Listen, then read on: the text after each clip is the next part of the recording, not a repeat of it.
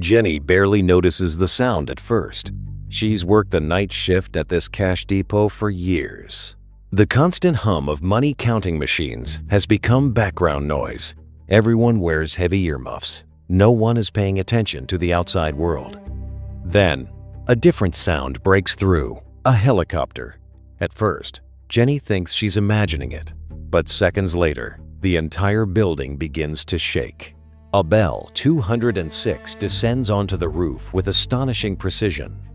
3 masked men jump out carrying assault rifles, explosives, ropes, and empty duffel bags. Within moments, they smash through the glass roof. The robbery has begun. But here's the part that makes this story almost impossible to believe. The nearest police station is less than 15 minutes away, yet no officer reaches the building before the robbers disappear. For 30 uninterrupted minutes, an armed gang controls one of Sweden's largest cash depots. They escape with millions of dollars. No shootout, no arrests, no chase through the streets, just a helicopter disappearing into the morning sky. How is that even possible?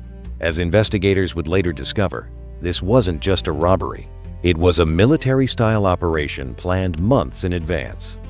Every police response had already been anticipated. Every escape route had already been prepared. And perhaps the most shocking twist of all, the Swedish authorities had actually been warned that this exact robbery was coming. So why couldn't they stop it? And how did a handful of criminals manage to outsmart an entire country's security system? To understand how the robbers managed to disappear before the police even entered the building, you first have to understand one thing. This wasn't just another warehouse. It was one of Sweden's largest cash depots. Every week, armored trucks delivered enormous amounts of money here before it was distributed to banks, businesses, and ATMs across the country. But the timing of the robbery wasn't random. It was September 23rd, just days before the end of the month. In Sweden, that's when millions of people receive their salaries. Banks need cash. ATMs need cash. Retail businesses need cash, which meant the depot was holding far more money than usual. The robbers knew it. They didn't need to steal every bank in Stockholm. They only needed to rob the place where the money arrived first. The facility belonged to G4S, one of the world's largest private security companies. Its clients included airports, government buildings, military facilities, and even some of the most heavily protected locations in the world. On paper, the depot looked almost impossible to rob. Reinforced steel vaults, multiple security doors, alarm systems, armed response teams, strict access controls. Every layer had been designed to delay intruders long enough for police to arrive.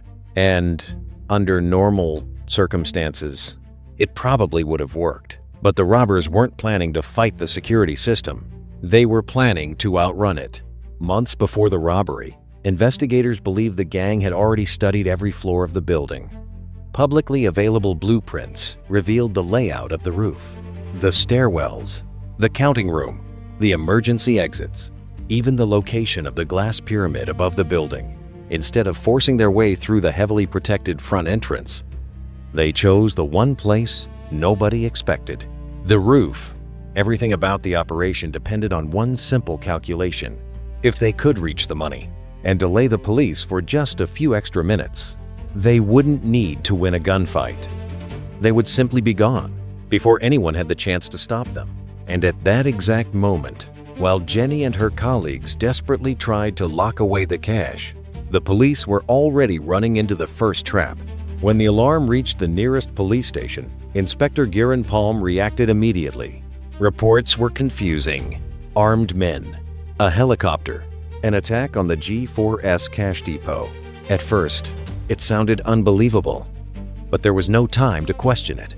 Palm and his partner jumped into their patrol car and raced toward the depot.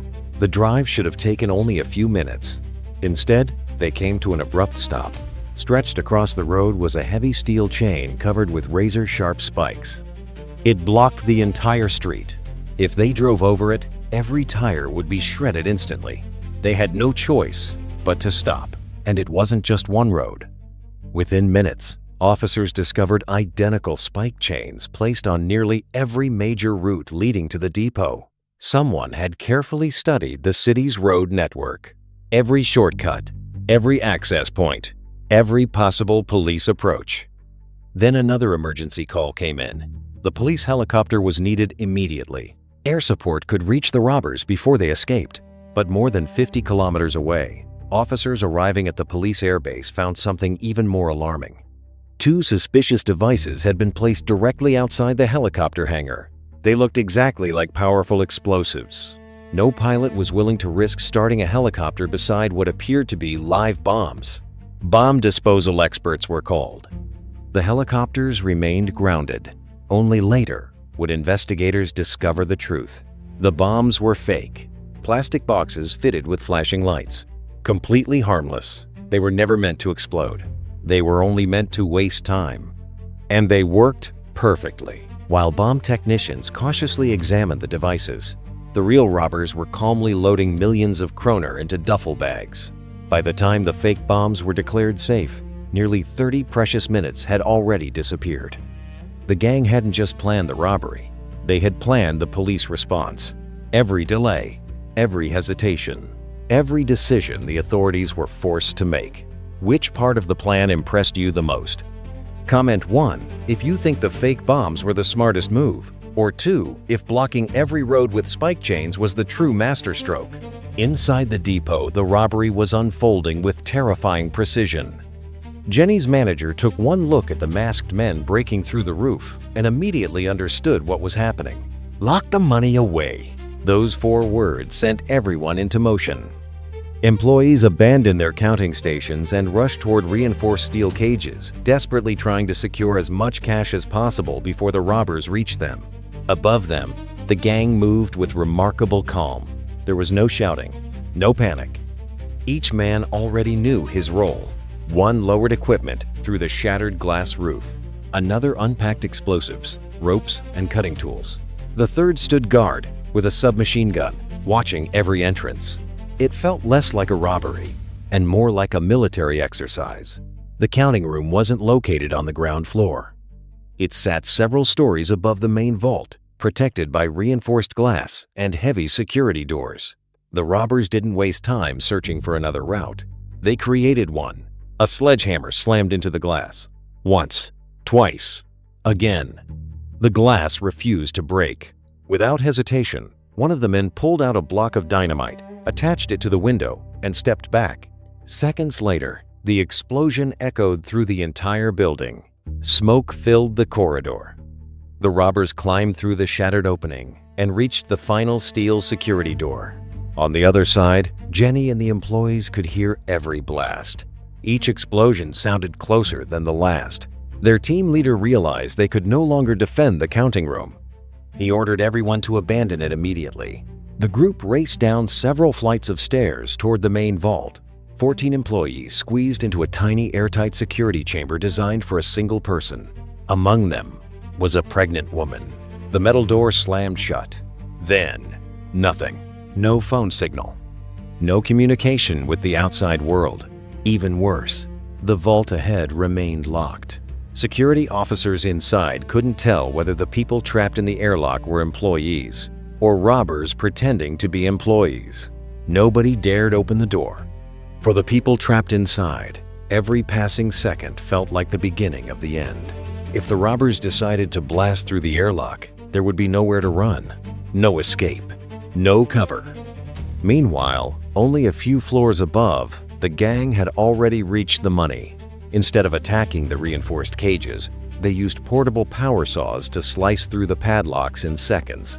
Bag after bag was filled with stacks of cash. Curiously, no one seemed to rush, almost as if they already knew exactly how much time they had left. Because while terrified employees waited for someone to rescue them, the robbers already understood something the victims didn't. The police weren't coming. Not yet. And every minute they had stolen had been stolen long before the robbery ever began. Exactly 30 minutes after the helicopter first touched down, the robbers disappeared into the morning sky. By the time Sweden's tactical response units finally entered the depot, the operation was over. The employees were alive, the money was gone, and the only thing left behind was a crime scene filled with questions.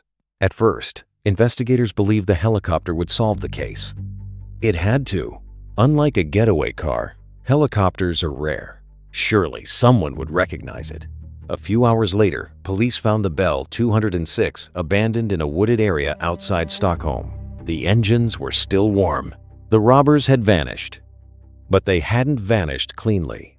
Inside and around the helicopter, investigators recovered cable ties, a GPS navigation unit, ropes, and several pieces of equipment that had been left behind in the rush to escape. At another location, firefighters extinguished a small fire at a nearby bus stop. Hidden inside the ashes were burned gloves, a hatchet, a lighter, and fragments of a mask. Someone had tried to destroy evidence. They hadn't destroyed all of it. Then forensic specialists made an even more important discovery. On the heavy sledgehammer used to smash through the depot's glass roof, they found traces of blood. Whoever had swung it had accidentally cut himself during the robbery. For the first time, investigators had something far more valuable than eyewitness testimony. They had DNA. At the same time, detectives began reviewing weeks of intercepted phone calls, surveillance reports, and intelligence files collected before the robbery. One detail immediately stood out. This wasn't a gang, improvising under pressure. Every movement suggested military-level planning. The fake bombs, the spike chains, the perfectly timed helicopter landing, the carefully chosen escape route. None of it looked accidental. Then investigators uncovered a document that changed the entire direction of the case. 1 month before the robbery, Serbian intelligence had already warned Swedish authorities that an international crew was planning to rob a cash depot using a helicopter. The warning even described how the attack would unfold. The helicopter, the rooftop landing, the explosives, the timing. Almost everything had been predicted. So if the police already knew a helicopter robbery was coming, how did the robbers still manage to stay one step ahead of them? The answer began with a name: Goran Bojovic.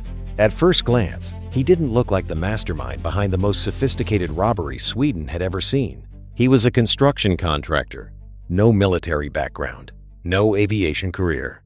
Nothing that suggested he could coordinate a helicopter assault involving more than a dozen people. But investigators had been quietly watching him for weeks before the robbery. Not because of anything he had done in Sweden, but because of intelligence coming from Serbia. Wiretapped phone calls revealed that Bojovic had traveled repeatedly to Belgrade, where he met an old childhood friend named Milan Savo, a man with deep connections to the Balkan underworld. Those meetings immediately caught investigators' attention. The conversations weren't always direct. There was no phone call saying, "Let's rob a cash depot." Instead, detectives found fragments, code words, short meetings, large sums of money changing hands. One intercepted conversation stood out. Bojovic mentioned learning to fly a helicopter. The estimated cost? 15,000 euros. His friend immediately dismissed the idea. There wasn't enough time to train a new pilot. That single conversation changed the investigation. If Bojovic wasn't going to learn to fly, then someone else already knew how. The police now believed the gang had recruited experienced specialists instead of trying to do everything themselves. A pilot, explosives experts, drivers, lookouts. Each member responsible for only one part of the operation. Then another clue surfaced. 5 days after the robbery, police arrested television producer Alexander Eriksson just before he boarded a flight to the Canary Islands. At first, he appeared to have a solid alibi. He claimed that during the robbery, he had been involved in a traffic accident in central Stockholm. But investigators weren't convinced. Hours after the supposed crash, security cameras at a nearby McDonald's captured Eriksson calmly ordering breakfast. The restaurant was located only a short distance from the forest where the stolen helicopter had been abandoned. The timing made no sense. If his story was true, how had he reached the McDonald's so quickly? Prosecutors believed they had the answer. The traffic accident itself had been staged, not to escape the police, but to create the perfect alibi. Suddenly, everything fit together. This gang hadn't simply planned an escape route. They had planned what investigators would believe after the robbery was over. Comment 1. If you think the fake bombs were the smartest deception. Or 2. If creating a fake car accident to build an alibi was even more ingenious. After nearly a year of investigations, Thousands of hours of surveillance, and one of the largest criminal cases in Swedish history, prosecutors finally believed they had enough evidence. 10 men stood trial. Some were accused of carrying out the robbery. Others were charged with planning it, transporting equipment, or helping the gang escape. Not everyone confessed. Most denied everything. Alexander Eriksson insisted he had never flown the helicopter. Goran Bojovic claimed his meetings in Serbia had nothing to do with the robbery. But the evidence told a different story. DNA recovered from the crime scene, wiretapped phone calls, surveillance photographs, the abandoned helicopter, and even a routine visit to a McDonald's that shattered one suspect's carefully prepared alibi. After just 18 days of trial, 7 men were convicted. Several received lengthy prison sentences. The investigation had identified the people behind one of Europe's most daring robberies. But one mystery remained unsolved: the money. Police estimated that the gang escaped with nearly 40 million Swedish kroner, roughly $5 million at the time. Almost none of it was ever recovered. Yet perhaps the biggest consequence wasn't the money that disappeared. It was what happened afterward. The helicopter robbery shocked Sweden into rethinking its dependence on cash. Banks reduced the amount of physical money they handled. Businesses increasingly stopped accepting cash altogether. Digital payments rapidly became the norm. Within a few years, Sweden transformed into one of the most cashless societies on Earth.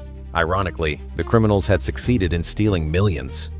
But their greatest impact wasn't on a single cash depot. It was on an entire country's financial future. Today, bank robberies in Sweden are remarkably rare. Not because criminals stopped trying, but because the money is no longer waiting inside the vaults. Sometimes, the most successful robbery doesn't just empty a building. It changes the rules of the game forever.